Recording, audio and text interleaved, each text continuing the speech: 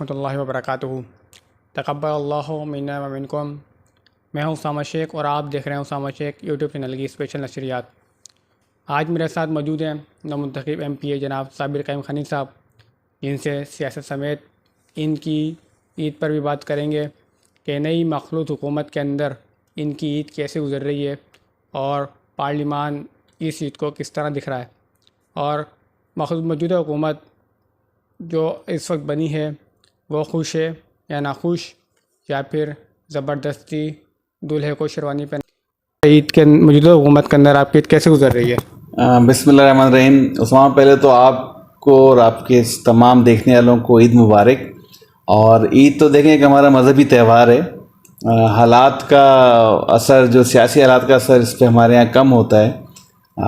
ہم وہی جو روایتی عید ہے جس میں رشتہ داروں سے ملنا، دوستوں سے ملنا، اپنے حلقے کے لوگوں سے ملنا، ہمدردوں سے، ورکروں سے، چاہنے والوں سے، اور یہی ہماری عید ہوتی ہے۔ جتنا ہم لوگوں سے ملتے ہیں ان سے مل کے خوشی ہوتی ہے۔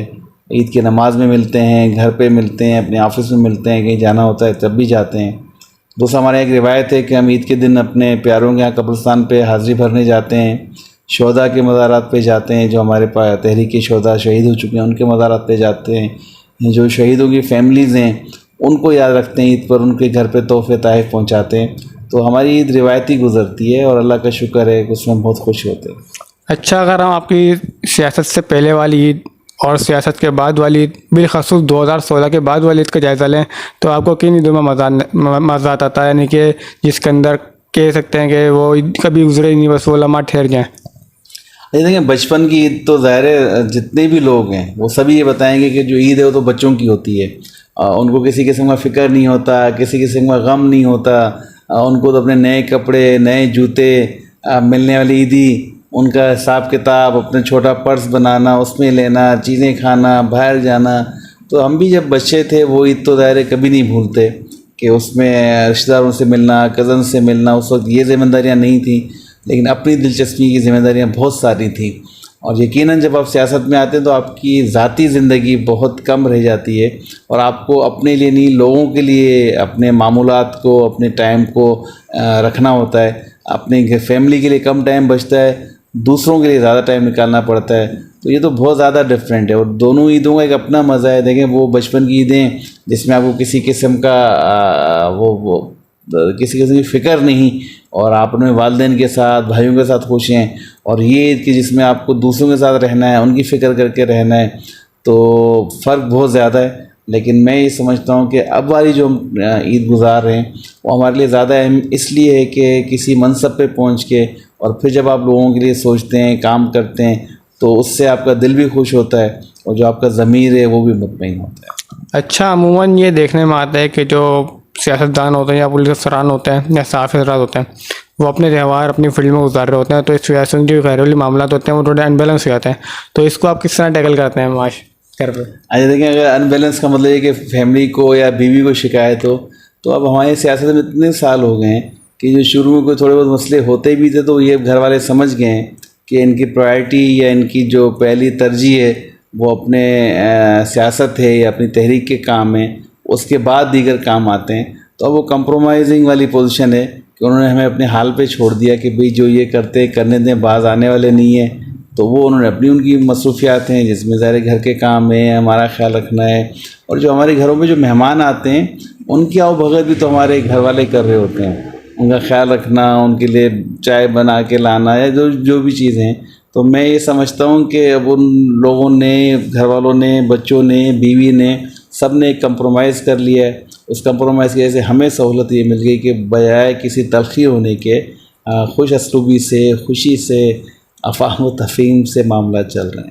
ویسے فیلڈ کے اندر کبھی آپ کو یاد آتا ہو کہ کبھی ہم شاپنگ کرنے جا رہے ہیں رات کے ٹائم بچوں کے ساتھ، اہلیہ کے ساتھ، تو یہ لمحات یاد آتے ہیں اس فیلڈ کے اندر، یا اس فیلڈ میں اتنے مغن ہو چکے ہیں کہ وہ یاد نہیں آتے؟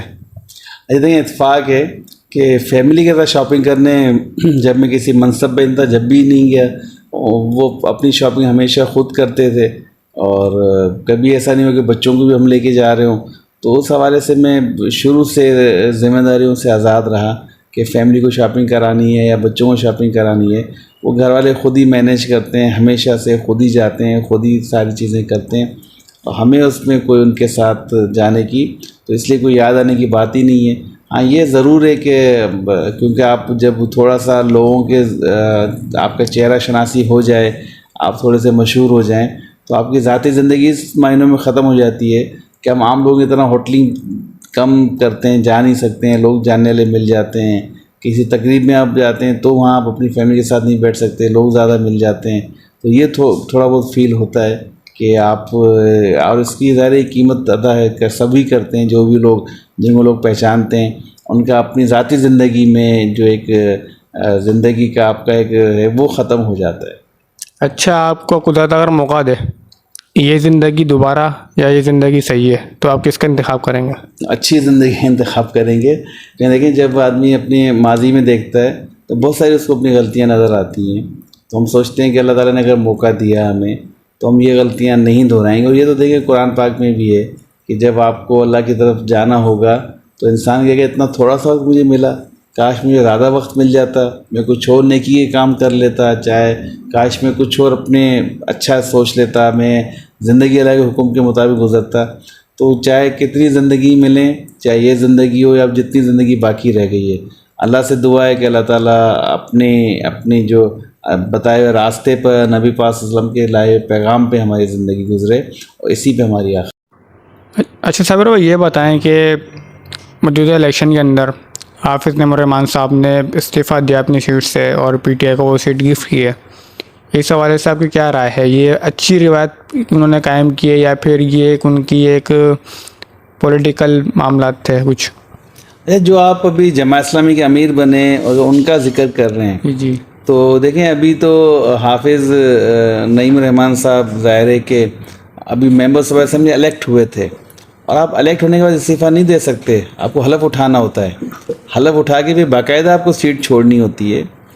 تو وہ ابھی تک انہوں نے کام نہیں کیا ہے، پہلے ان کو حلف اٹھانا ہے، حلف اٹھا کے پھر انہیں اپنی سیٹ سے استعفیٰ دینا ہے، پھر وہ بھلے الیکشن ہو، پھر جو جیتے گا اس پہ ہوگا عمل۔ تو سر جو میرے پاس اطلاعات ہیں جماعت اسلامی کے دوستوں کے تھرو وہ یہ ہے، کیونکہ حافظ صاحب کراچی میں اب تک پہلے وہ کراچی میں زیادہ انٹرسٹڈ تھے، کراچی کے مسائل کو سوائے پریس کانفرنسوں کے ذریعے سامنے لانے کے عملی کام پر انہوں نے کچھ نہیں کیا، عملی طور پہ لوگوں کی خدمت نہیں کر سکے، مسائل حل نہیں کروا سکے۔ ابھی ان کے وہاں جو کراچی میں 4 یا 5 ٹاؤن چیئرمینز ہیں، تو کراچی کے حالات تو وہ نہیں بدل سکیں، تو وہ خود کیا سیاست آگے کریں گے، لیکن ان کا انٹرسٹ یہ تھا کہ جو کے ایم سی میں اپوزیشن لیڈر تھے، تو انہوں نے جب یہ سوچا ہوگا کہ میں کراچی کی سیاست کر رہا ہوں اور سندھ اسمبلی میں چلا جاؤں گا تو پھر تو یقیناً جو ہے میں کراچی کی سیاست سے آؤٹ ہو جاؤں گا، تو اس وقت ان کی یہ ترجیح تھی کہ میں سیٹ بھلے استعفیٰ دوں اور میں اپنی کراچی میں جو K M C Karachi municipal corporation کی جو سیٹ ہے اس کو برقرار رکھوں جہاں وہ اپوزیشن لیڈر ہیں۔ لیکن اب کیونکہ امیر جماعت اسلامی بن گئے ہیں تو اب نامعلوم کہ ان کی کیا ترجیحات ہیں، لیکن صرف اعلان کرنے، صرف میڈیا میں لانے سے کوئی کام نہیں ہوتا، اور ان کو واقعی میں استعفیٰ دینا ہے اور واقعی میں ان کو جو ہے نا ان چیزوں پہ اعتراض ہے، تو بھائی جو باقی سندھ میں جماعت اسلامی کے امیدوار ہارے ہیں، خود ان کے امیر جماعت اسلامی مولانا سراج الحق صاحب نے اپنی عمارت سے استعفیٰ دیا امیر کی حیثیت سے کہ جماعت اسلامی پورے پاکستان میں کوئی سیٹ نہیں جیت سکی، اور وہ جو ہے پنجاب میں کے پی کے میں خاص طور پہ جو دھاندلی ہوئی ہے اس پہ کیوں نہیں آواز اٹھا رہے ہیں، اس پہ وہ بات کیوں نہیں کر رہے ہیں جس پہ ان کی جماعت کے امیر نے نتائج کو تسلیم کرتے ہوئے استعفیٰ دے دیا۔ اس کا مطلب ہے کہ صرف اور صرف کراچی اور سندھ کو بدنام کرنے کے لیے یہ امیر جماعت اسلامی موجودہ حافظ نعیم الرحمان صاحب کے پروگرام ہے، پلاننگ ہے، اس میں ہمیشہ ناکام رہیں گے۔ جو آج لوکل گورنمنٹ کی صورتحال ہے جس میں ایم کیو نے بائیکاٹ کیا، اس کو ان حالات کو یہاں تک لانے اور ایم کیو کو بائیکاٹ کرنے میں مجبور کرنے والے بھی حافظ نعیم الرحمان صاحب تھے، کہ یہ حلقہ بندیاں انہوں نے قبول کی جن کی بنیاد پہ پیپلز پارٹی نے اتنا عوام کے ساتھ زیادتی کی کہ کہیں چھوٹی یوسیاں بنائی ہیں، کہیں بڑی یوسیاں بنائی ہیں، بجائے یوسیوں کو ایکول رکھنے کے، برابر رکھنے کے، ان کی آبادی ایک رکھنے کے، چھوٹے بڑے حلقے بنا کے اپنے چیئرمینس کی تعداد بڑھائیے تاکہ میئر لا سکیں۔ ہمیں اس پالیسی پہ اختلاف تھا، ہم نے کہا اگر یو سی ایک بنانی ہے 50,000 آبادی پہ تو ساری یوسیاں 50,000 آبادی پہ بنائیں، کوئی یو سی ہے 20,000 آبادی پہ، کوئی 1,00,000 آبادی پہ، تو کیسے یہ بیلنس ہو سکے گا جبکہ فنڈ یو سیز کا برابر آتا ہے۔ لیکن حافظ نعیم الرحمان صاحب اس حلقہ بندیوں کے حامی تھے، ان حلقہ بندیوں پہ انہوں نے الیکشن میں حصہ لیا، چلیے جب حصہ لیا ایم کیو ایم نے بائیکاٹ کیا، جب بھی وہ کراچی تو نہیں جیت سکے. کراچی تو ہم پہلے بھی کہتے تھے کہ کراچی آپ نہیں جیت سکتے، کراچی کے لوگ آپ کو پسند نہیں کرتے، آپ کے منافقانہ طرز عمل کی ایسے لوگ آپ سے دور بھاگتے ہیں، جس کی وجہ سے جب ایم کیو ایم نے بائیکاٹ کیا، جب بھی پیپلز پارٹی زیادہ سیٹیں رہ گئیں، پی ٹی آئی اور جماعت اسلامی نے سیٹیں کم لیں. اچھا، گورنر سندھ کے بارے میں بات کرنا چاہوں گا. گورنر سندھ جو ہیں آپ کی جماعت کے ہیں. دوسرا ایک ان کے یعنی کہ فل رونسر کے حوالے سے ایک پروگرام چل رہا ہے ڈیجیٹل یعنی کہ میڈیا کے حوالے سے. کیا گورنر کا کام پروگرامس کورسز کروانا ہوتا ہے، یا پھر صوبے کے اندر تعلیمی معاملات کو بہتر بنانا ہوتا ہے، یا وفاق سے فنڈ لینا ہوتا ہے؟ یہ گورنر سندھ صاحب کرنا کیا چاہ رہے ہیں؟ کبھی وہ خیرات بانٹ رہے ہوتے ہیں، کبھی وہ جی ڈی سی کے پاس جا رہے ہوتے ہیں. اگر وہ جی ڈی سی سارا کام جی ڈی سی جیسی تنظیموں کو ہی کرنا ہے، تو پھر گورنر صاحب کیا کرنا چاہ رہے ہیں؟ جی دیکھیں، اول تو گورنر کا بظاہر تو کوئی کام نہیں ہے. 18ویں ترمیم کے بعد گورنر سندھ یا کہیں کا بھی گورنر ہو، وہ صرف وفاق کے نمائندے کے طور پہ وہاں بیٹھتا ہے. کیونکہ ہم ایک فیڈرل یونٹ جو ہے ہمارا وہ ملک ہے جس میں 4 یا 5 اکائیاں مل کے وفاق بناتی ہیں، تو وفاق کی نمائندگی کے لیے گورنر وہاں موجود ہوتا ہے. گورنر کا فرض صرف یہ ہوتا ہے کہ وہ آئینی معاملات کو دیکھے، باقی کوئی عوامی معاملات اس کے ذمہ نہیں ہوتے. یہ تو ہمیشہ ایم کیو ایم کے نمائندوں کی خاصیت رہی ہے کہ کونسلر ہو یا گورنر ہو یا وزیر M N A M P A, جب تک عوامی خدمت نہیں کر لیتے ان کو اپنے مطلب ایک ان کو زندگی گزارنے کا مزہ نہیں آتا. یہ تو ہماری گھٹی میں پڑا ہوا ہے کہ ہم نے لوگوں کی خدمت کرنی ہے. تو اچھا نہیں ہے کہ گورنر بجائے گورنر ہاؤس میں بیٹھ کے عیش کر رہا ہو. اس نے اس کی روایت ہی بدل دی. پی ٹی آئی نے تو اعلان کیا تھا ہم گورنر ہاؤس کو عوام کے لیے کھولیں گے، عوام کے لیے یونیورسٹی بنائیں گے، مطلب ان کا اعلان تھا. نہ انہوں نے اعلان پورا کیا پی ٹی آئی نے، نہ وہاں انہوں نے گورنر ہاؤس کو عوام کے لیے کھولا، نہ یونیورسٹی بنائی. لیکن سندھ کے گورنر نے بغیر اعلان کے ثابت کر کے دکھا دیا کہ جہاں نیت ہو وہاں کام ہو سکتا ہے. تو انہوں نے عوامی فلاح و بہبود کے کام بھی کیے. بچوں کے لیے جو ہے وہ لوگ جو ٹریننگ سینٹر قائم کیا وہ بھی چلا رہے ہیں اور فری میں چلا رہے ہیں. اور بھی منصوبے انہوں نے شروع کیے ہیں. تو میں سمجھتا ہوں کہ گورنر کے پر اتنی کوئی سختی نہیں ہے. گورنر پہ ان کو اللہ نے وسائل دی ہیں. اس گورنر کے عہدے کے سے لوگ ان کے کہنے پہ ایک عوامی فلاح و بہبود کا کام کر سکتے ہیں تو کیوں نہیں کروانا چاہیے؟ جب ہمارا ملک در در وزیر اعظم صاحب اور دیگر لوگ جاتے ہیں امداد لینے، تو گورنر نے اپنے لوگوں کی مدد سے اپنی مدد آپ کے تحت کوئی عوام کے فلاح و بہبود کا کام شروع کیا ہے تو اس کو اپریشیٹ کرنا چاہیے، اس پہ تنقید نہیں ہونی چاہیے. اچھا، ماضی کے اندر جب ہم 2016 کے بعد ہم دیکھتے ہیں کہ ایم کیو ایم جب بھی وفاق کا حصہ بنی ہے تو اس کو شرائط کی اس کے دفاتر، ہمارے دفاتر اور ہمارے کارکنان، اس بار کیا شرائط تھیں؟ اس بار پبلک شرائط کیوں نہیں ہوئی؟ اچھا دیکھیں، ایم کیو ایم نے ہمیشہ یہ کہا کہ دفاتر اور کارکنان، تو ابھی بھی جو معاہدہ ہمارا ہوا ہے وہ پی ڈی ایم جو حکومت 16 مہینے کی چلی تھی اسی کا تسلسل ہے. اور ایم کیو ایم نے جو معاہدے کیے وہ اس دفعہ پریس کانفرنس میں آئے کہ ہم نے کہا لوکل گورنمنٹ کو مضبوط کریں. 140A کے تحت آپ جو ہے نا اختیارات دیں، آئین میں ترمیم لے کے آئیں جس میں آپ لوکل گورنمنٹ کو مضبوط کریں. تو شرائط ایم کیو ایم ہمیشہ لاتی ہے اور آپ نے ٹی وی پہ اور ساری جگہ میں دیکھا ہوگا یہ چلا بھی ہے. بس لوگوں کے سمجھنے کی بات ہے. اصل میں یہ نہیں سمجھ آتا ہے کہ ایک چھوٹی پارٹی ہے یہ سمجھ کے ہر کوئی اس کے اوپر تنقید کرتا ہے. اس کی خدمات، اس کے کام، اس کے آج بھی پورے پاکستان میں کہتا ہوں، سندھ میں تو ہے ہی، پورے پاکستان میں جو ہے حیدرآباد، کراچی شہروں میں ممتاز حیثیت رکھتے ہیں. کیسے بنے ہوئے؟ کسی گورنمنٹ نے بنائے؟ یہاں ایم کیو ایم کے نمائندے ہیں تو ان لوگوں نے ترقی کی ہے. سندھ میں آج بھی کسی کو اگر چانس ملتا ہے اپنے فیملی کو شفٹ کرنے کا تو وہ کراچی اور حیدرآباد آتا ہے. آج تک سندھ والے تو نہیں گئے لاڑکانہ یا خیرپور جا کے ہم شفٹ ہو جائیں. کوئی سوچتا ہے کہ لاڑکانہ یا خیرپور میں شفٹ ہیں؟ ہر آدمی سوچتا ہے کہ کراچی حیدرآباد آئے. تو جیسے بھی ہیں کراچی حیدرآباد گو کہ ہم اس کو اور اچھا کرنا چاہتے ہیں. یہ حق پرست نمائندوں کی وجہ سے ہے، ایم کیو ایم کی وجہ سے ہے. تو ایم کیو ایم کے مطالبات ہمیشہ واضح رہتے ہیں. گورنمنٹ کو عمل کرنے میں تکلیف ہوتی ہے، اتحادی جماعتوں کو تکلیف ہوتی ہے کہ جب حکومت لے رہے ہوتے ہیں، جب تو ہر بات مان رہے ہوتے ہیں، بعد میں نخرے کرتے ہیں. ان کے سوچنے کی بات ہے. ایم کیو ایم عوام کی خدمت کے لیے کام کرتی ہے، جیت کے آتی ہے. ہمیں اپنا جہاں مفاد ملے گا اپنے ووٹرز کا، اپنے لوگوں کا، ہم تو وہاں جائیں گے، وہاں ہم ان کے ساتھ ملیں گے اور کوشش کریں گے اپنے لوگوں کے لیے فائدے حاصل کریں. آپ نے مفاد کی بات کی، آپ تحریک انصاف میں تھے تو آپ کی بھی یہ شرائط تھیں، لیکن آپ بعد میں الگ ہوئے، اپنے وجہ بتا کہ نہیں مان رہے. 4 سال بعد آپ کو خیال آیا پی ڈی ایم کی حکومت کے اندر بھی کیا پتہ آپ یہی مطلب کہ معاملات کر کے مطلب کہ ہم سے الگ اختیار کر لیں. پی ٹی آئی کے ساتھ الگ ہوئے تو کوئی غلط نہیں کیا. پی ٹی آئی سے ہمارا اتحاد تھا, انہوں نے پورا نہیں کیا. ہمیں جب موقع مناسب ہو گیا ہم نے چھوڑ دیا. جب ان کی پارٹی ٹوٹ رہی ہے, جب ان کی پارٹی کے ممبران چھوڑ کے جا رہے ہیں, ان کی کشتی میں سراغ ہو گیا ہے, تو لازمی ہم ڈوبنے والی کشتی میں ہم بھی سواری رہیں. اور ایسا ہم نے کوئی ساتھ جینے مرنے کی قسمیں تو نہیں کھائی تھی کہ ہم نے آپ کے ساتھ جینا ہے, آپ کے ساتھ مرنا ہے. بھائی آپ اگر خودکشی کر رہے ہیں تو ہم تو خودکشی نہیں کریں گے.